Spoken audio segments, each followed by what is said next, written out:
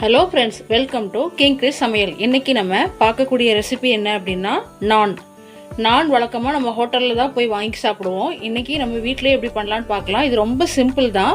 வாங்க எப்படி பண்ணலான்னு பார்க்கலாம். வழக்கமாக நான்கு ஈஸ்ட் ஆக்டிவேட் பண்ணி தான் பண்ணுவாங்க. ஈஸ்ட் இப்போ எல்லா சூப்பர் மார்க்கெட்லேயும் கிடைக்கிது. பட் இருந்தாலும் ஈஸ்ட் நம்ம இன்றைக்கி சேர்க்காம ஈஸ்ட்டுக்கு பதிலாக 1 ஸ்பூன் பேக்கிங் பவுடர், 1/4 ஸ்பூனுக்கும் குறைவாக பேக்கிங் சோடா, 1 ஸ்பூன் தயிர் சேர்த்து நம்ம இன்றைக்கி பண்ண போகிறோம். வாங்க பார்க்கலாம். இப்போ இதில் 1/2 கப் மைதா மாவை ஆட் பண்ணிக்கலாம். நம்ம ஈஸ்ட்டை ஆக்டிவேட் பண்ணும்போது மிதமான சூடில் இருக்கிற தண்ணியில் தான் ஆக்டிவேட் பண்ணுவோம். ஆனால் இப்போ நம்ம ஈஸ்ட்டு சேர்க்காததுனால இந்த மாவு கூடயே நம்ம இந்த பேக்கிங் பவுடர், பேக்கிங் சோடா, தயிர் எல்லாம் இந்த மாவு கூடயே சேர்த்து நம்ம பிசைஞ்சு எடுத்துடலாம்.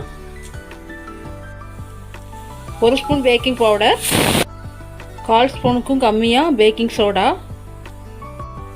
தயிர் 1 ஸ்பூன் ஆட் பண்ணிக்கலாம்.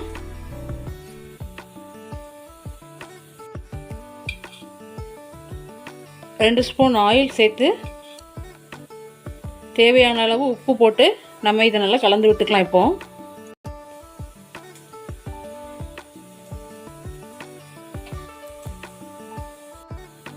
இப்போ இதை நம்ம நல்லா கலந்து விட்டுடலாம்.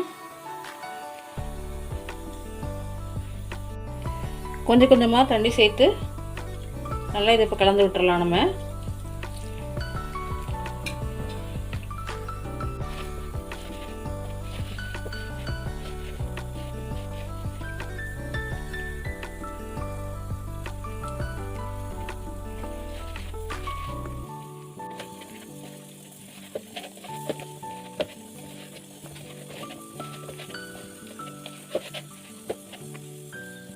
இப்போ நல்லா பிசைஞ்சு எடுத்துட்டோம். நம்ம இதை ஒரு 2 மணி நேரம் நம்ம நல்லா ஊற வச்சிடலாம்.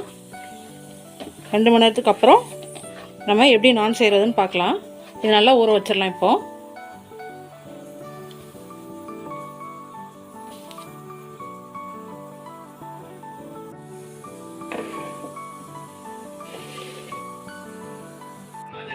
பட்டரை இப்போ நம்ம மெல்ட் பண்ணிக்கலாம். ஒரு பேனில் நீங்கள் தண்ணி வச்சுட்டு அதுக்கு மேலே ஒரு கிண்ணமோ ஏதோ வச்சுட்டு அதில் நீங்கள் பட்டரை போட்டு இந்த மாதிரி கொதிக்க விட்டிங்கன்னா பட்டர் நமக்கு ஈஸியாக மெல்ட் ஆயிரும்.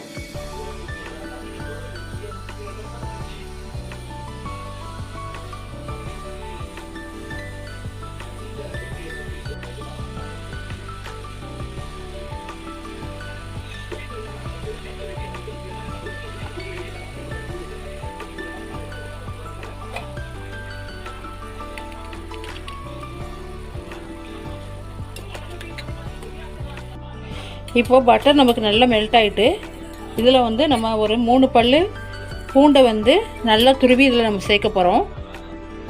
இப்போது சூடான இந்த பட்டர்லேயே இந்த கார்லிக்கையும் போட்டு நம்ம நல்லா கலந்து விட்டுடலாம்.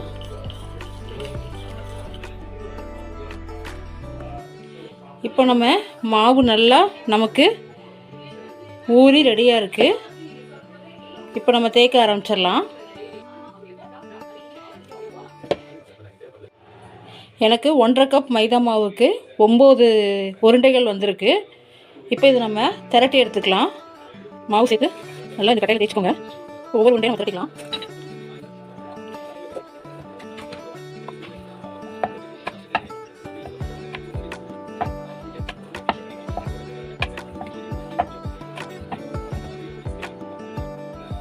இதுதான் நானோட பெர்ஃபெக்ட் ஷேப். இதுபடி நம்ம திரட்டி வச்சுக்கலாம். எல்லா மாவையும் இப்போ நம்ம திரட்டி எடுத்துட்டோம். இப்போ நம்ம இதை தோசைக்கல்லில் போட்டு எடுத்துடலாம். தோசைக்கல் நல்ல ஹீட்டாக இருக்கணும். அப்போ தான் இது நல்லா வரும் நமக்கு.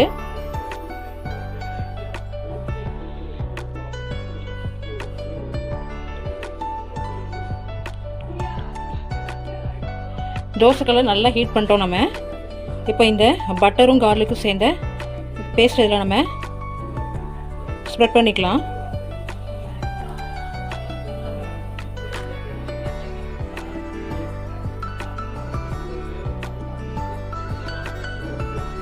இப்போ இதை போட்டுடலாம் நம்ம.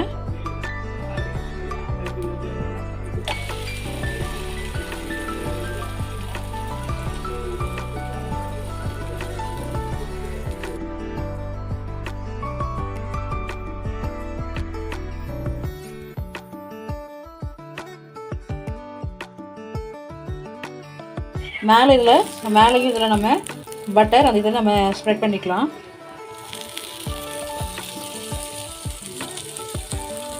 தோசைக்கல்லில் வச்சு அப்படியே திருப்பி இந்த கேஸில் காமிக்கணும். இப்போ நம்ம அப்படி பண்ணாமல் இந்த மாதிரி ஒரு கிரில் இது இருக்குது, இதில் நம்ம வந்து திருப்பி போட்டுக்கலாம். பாருங்கள் எவ்வளோ அழகாக வந்திருக்கு பாருங்கள்.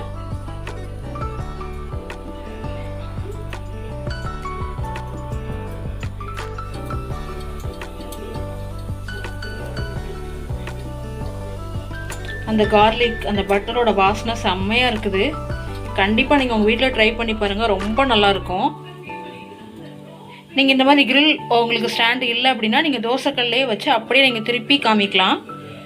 தோசைக்கல்லேருந்து விழாமல் இருக்கிறதுக்காக நீங்கள் கொஞ்சம் இந்த நான் வந்து தோசைக்கல்ல போடுறதுக்கு முன்னாடி கொஞ்சம் தண்ணியை அப்ளை பண்ணி தோசைக்கல்ல நீங்கள் போட்டிங்கன்னா நீங்கள் திருப்பி போடும்போது நான் வந்து கீழே விழாமல் வரும். பாருங்க அழகா வந்துட்டு நமக்கு.